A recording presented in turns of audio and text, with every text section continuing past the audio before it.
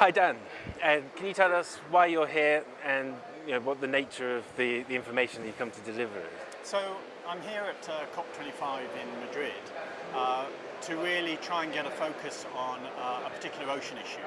So the oceans have come very lately to the table of climate negotiations and discussions, and what we've been talking about up to now is about carbon dioxide, how it's reacted with the ocean to warm the ocean and to cause it to go more acidic. But what we're here to launch is the Ocean Deoxygenation Report. Right. And this is about the fact that the incredible amount of heat we're putting into the ocean is driving oxygen out the ocean, and it's a matter that should concern everyone. Okay. The oceans cover 70% of the planet, and I think you just said that they are quite underrepresented in a way in these talks.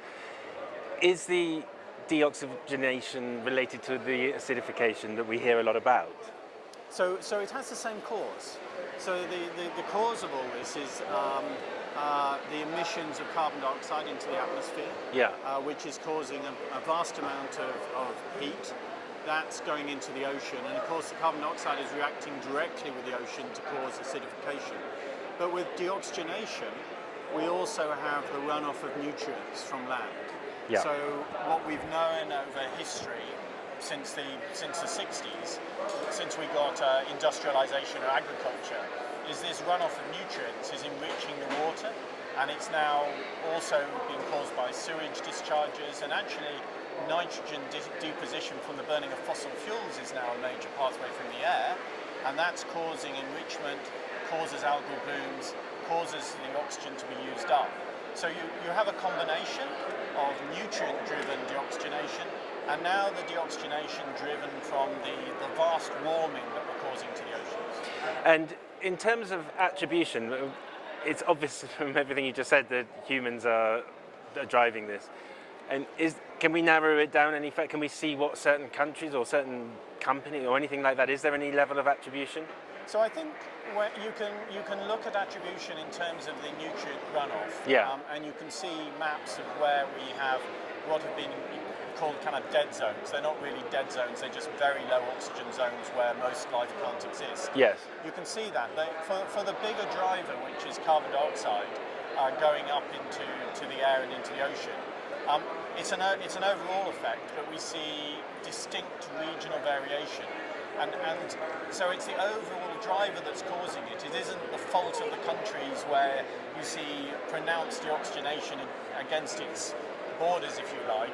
It's the overall impact that we're having that is then manifested in different ways depending on where you are on the ocean. So for example, in California, we see 30 to 40% reductions in oxygen in areas of fisheries.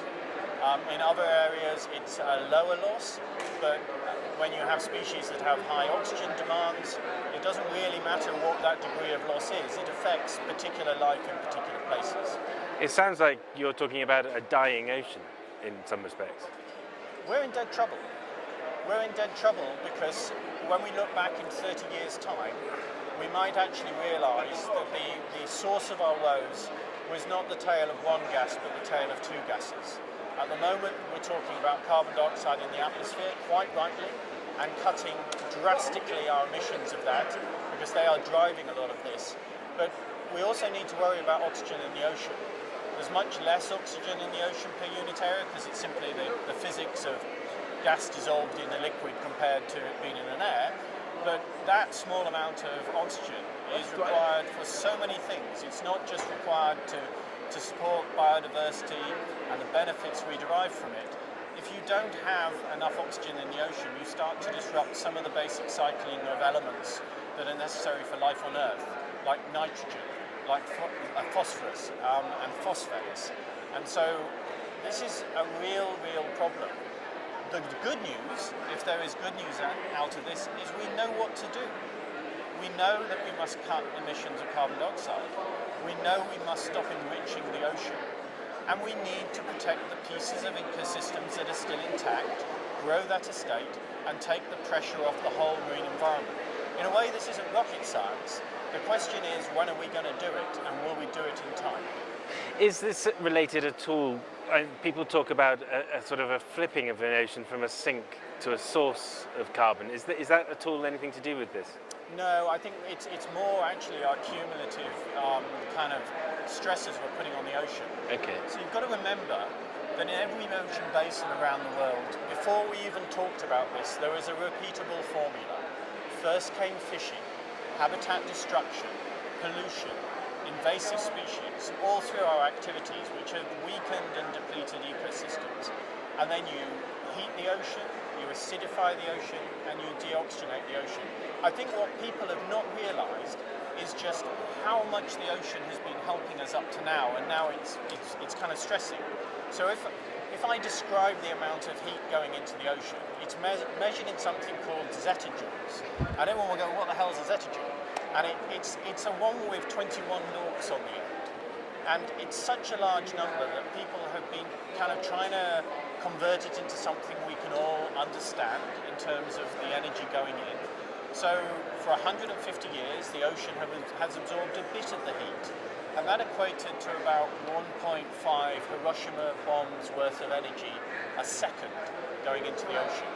Since the 1950s, that has risen to 3 to 6 atomic bombs worth of energy a second going into the ocean, which has shielded us from heating on land. If we put the same amount of energy that we put into the top 2,000 meters of the ocean since 1955 into the bottom 10 kilometers of the atmosphere, we would be 36 degrees centigrade hotter. By me.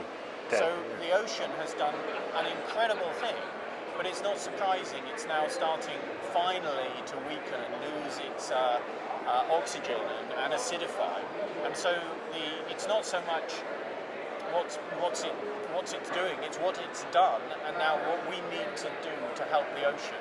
And part of that is cut CO2, but there's a lot more beside. Well, you said a moment ago, preserve what we've got, and you also said grow that estate. Now, Yes. that sort of implies some sort of restoration. What does that look like in terms of practical terms? I think there's some very practical things we can do. First of all, as I say, we need to protect the fragments, and currently the international community is looking at protecting 10%. That's the target up to 2020. Or in any form of protection, which is woefully inadequate. If I asked you how much of your heart would you be willing to protect, and perhaps you only want to protect 10% of your heart, it's ridiculous. Death sentence. The global community is saying at least 30% should be protected. That's the first thing.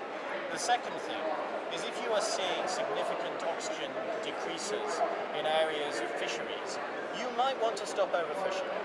You might want to realise that we actually need to live within our means and not keep pushing the envelope to the absolute boundaries that we're doing at the moment. Yeah.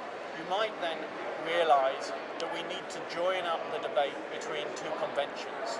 We need incredibly ambitious measures post-2020 with biodiversity through the Biodiversity Convention, but we also need ambitious measures through the Climate Convention as well.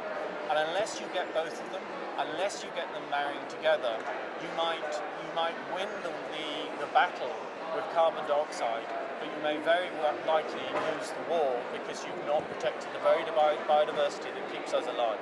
Okay, well, thank you very much. I don't know what more to add. How was that? Okay. Yeah, it was very good, Yeah. Okay.